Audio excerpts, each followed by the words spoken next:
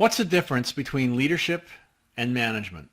If you have problems with this question, you aren't alone. What's worse is that some think they know, but they don't. The confusion stems from the fact that even great authors who write about it, great speakers who speak about it, and great institutions that teach it, at best are confused and at worst don't know. Many think that leadership is about influencing others and getting others to do what you want them to do. They erroneously think that leadership is about having power.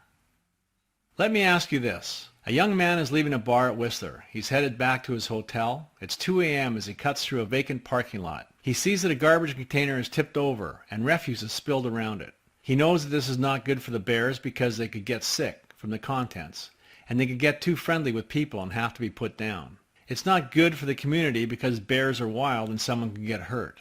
So without anyone watching, he goes over and cleans up the garbage and secures the can. Do you consider this to be leadership? There's not another soul to be seen, never mind to be led. If you say no, that this is not leadership, the good news is that you are not alone.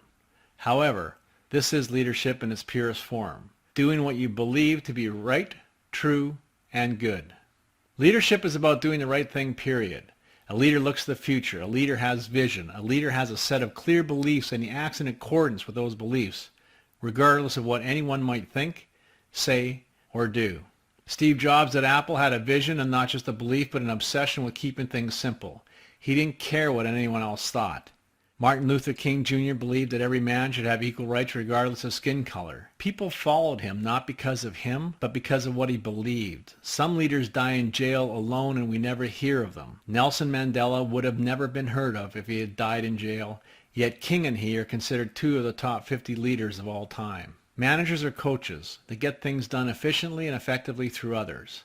At the Interdependent Training Group, we call them mana coaches to clearly differentiate their special talents and characteristics from those of leaders. In order to get things done efficiently and effectively through others, you have to be good at influencing others, at teaching others, and at understanding others. In professional sports, leaders receive by far the most recognition and the most rewards. Most businesses, unfortunately, have it the wrong way around. Everyone knows who Wayne Gretzky is, but how many know who Glenn Sather is? Wayne was a hockey player, legend, and a leader, and Glenn was his coach.